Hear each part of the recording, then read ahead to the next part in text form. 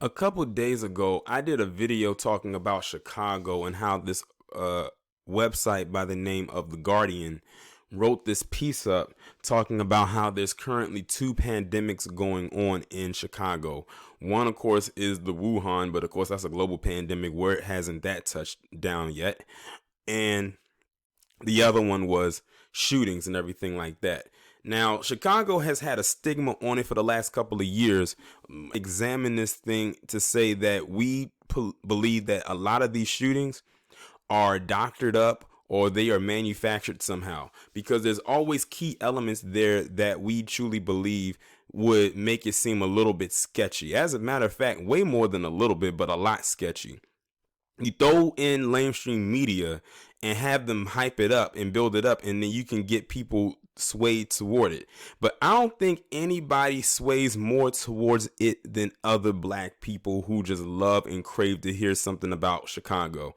When they came out and said that name Chirac, in which they compared an American city to a war zone, and it happened to be a city that was populated with black people, that should have been seen as an insult rather than a punchline.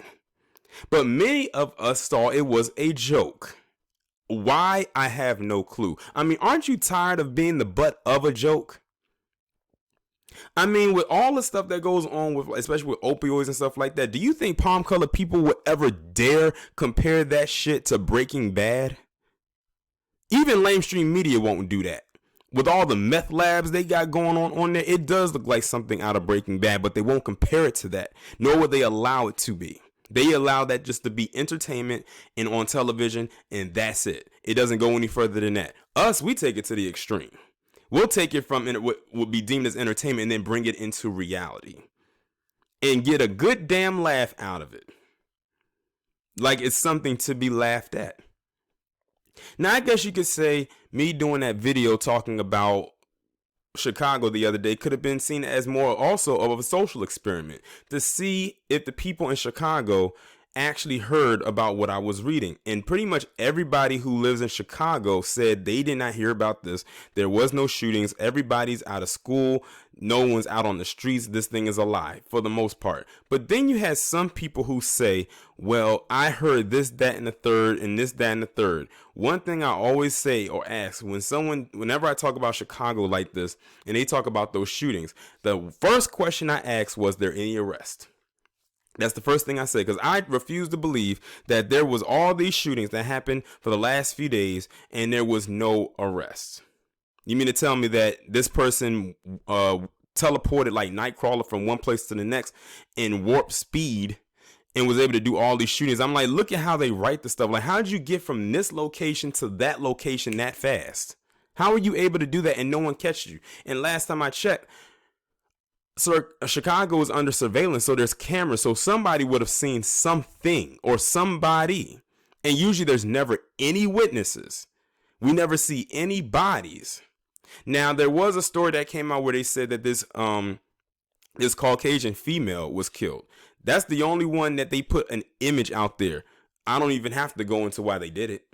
They said she got hit with a stray bullet, and to this day, they're still trying to find the person who shot her. Do you know when that happened? About 3 weeks ago. While we're still under a lockdown, under quarantine, they said a stray bullet hit her, but to this day, we don't know who actually did it. Now, it was a story that came out of Chicago where a boy was killed by a stray bullet. They actually caught the person who did it. That was the only time I ever seen a shooting that came out of Chicago where they actually caught the shooter. All these other ones that happen where they say all these shootings here and all these shootings here, all these people were shot and killed, all these people were injured, but they have no arrest. Whenever I ask a person, I ask them, was there any arrest? They either say no or they're still investigating, meaning they're not going to find anything, if there's anything to find. Now, if y'all remember, also in Chicago a couple years ago, there was this Nike truck that was planted. It was a bait truck. They planted it in a Chicago area, a Chicago neighborhood, a black Chicago neighborhood that was planted there by these undercover agents. And they were trying to bait the black people to go over there and look at the truck and convince them to steal out of the truck. The black people that was there did not fall for it. They actually called them out and on camera. And those guys were sitting there looking stupid. It was another video where a cop had went and was in street clothes, and then he got caught on camera switching out of street clothes into his police clothes. Right there in the middle of the street. I've heard Harvey talk about this plenty of time on his channel, where they would drop crates of guns off in alleyways in hopes that the black people that live there will come and pick them up and use them against themselves in their neighborhoods, or catch them doing those. Are like bait crates, like the bait truck that had the shoes in them. The bait crate basically has guns in them, and these are not guns that you can just get anywhere. These are like some military style artillery that we're talking about, not some regular handguns. Only a place where they can get access to, and they plant them there. I said black people cannot be that dense or that dumb to actually believe for a single solitary second that when they put something out there about Chicago, when it comes to these shootings and stuff like that, that all of that stuff is real. Because they don't produce they don't produce a suspect. That's the main part. Like, who did it? It's always been rumored, but I'm starting to think the rumors are true, that the police are behind that. And let's be real here. We've seen images where these Caucasian males will go out and they will get a mask, make it black, literally do blackface, and rob people or commit these crimes so they could throw off the scent, because there's always a stigma that black men rob all the time or commit a lot of robberies or commit a lot of violent acts. But I think the saddest part about it is that a lot of our people will believe the absolute worst of ourselves, especially when it comes from the person who was supposed to be your quote unquote oppressor. So you won't listen to palm colored people any other time except for when they are talking shit about black people. You have lost your goddamn mind. You won't listen to them any other time, but the time that they talk shit about you, then that's when you want to listen.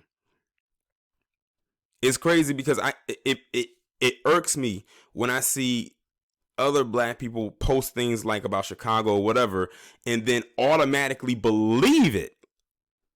It's like the reason why they keep doing it is because they know you dunce cap wearing bastards are going to believe it every single time. You traded in your thinking cap for a dunce cap. And for those of you who are too dunce and dull with it to understand what a thinking cap is, it's your brain. Something that many of you lack. But I'm like, y'all can't be that dumb. Or maybe some of you are. I don't know. And I don't even live in Chicago, and I see it for what it is. This is not even anything new. This is something that they've been doing for years in various black neighborhoods.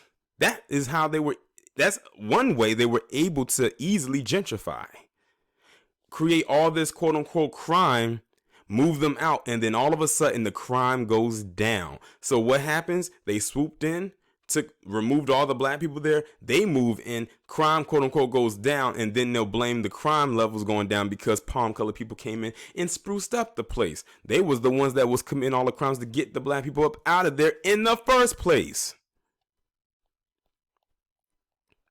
And don't think for one hot second that the Caucasian people are not committing crimes the damn selves. How many times listen, how long have you been subscribed to me? And how many videos have I done? It's because they don't report their crimes like that. A lot of times when I get sent articles and everything through my email, they are from websites because lamestream media is not going to talk about it. And they definitely not going to talk about it now because they're focused on this virus. That's all you see. They needed an out, and this was it. But then again, even if it wasn't for this virus, they still wouldn't talk about it. Let's be completely honest about that. But I think it all boils down to a lot of black people want to believe and think the worst of themselves because they see themselves as the worst. That's like, for instance, when I do commentaries on positive things, or y'all seen the videos. Those particular videos don't get a lot of views. As a matter of fact, those are probably some of my lowest viewed videos as a collective on my channel. Why is that? We say that mainstream media is not going to talk about it. I get sent the articles, I talk about it, and they barely get any views. Like, for real. I'm not even like joking. Those are some of my lowest watched videos. But when I post up something that will be sparked or seen as sensationalism of any kind, those videos can get 1,000 views in an hour.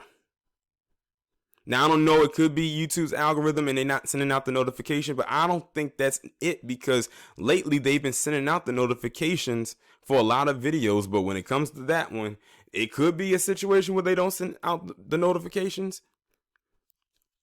But I think also, too, a lot of you probably don't want to see something like that because it's not in that realm. I might actually do a test one day where I do a marathon style video of nothing but positive videos, and you'll see exactly what I'm talking about. I think I might actually do that. I think one time I actually almost did that before. Maybe I did, and that's exactly what happened. But like I said, I think many of us like to see the worst of ourselves because it's a form of entertainment to you. Especially, with in the emergence of like social media and all of that stuff. It's sad. In my honest opinion, it really is. But I'm going to end the video on this note. Y'all let me know what y'all think down in the comments. Like, share, subscribe. Make sure you follow me on Twitter if you haven't done so already. Have your notifications turned on, and I'll talk to you in the next one.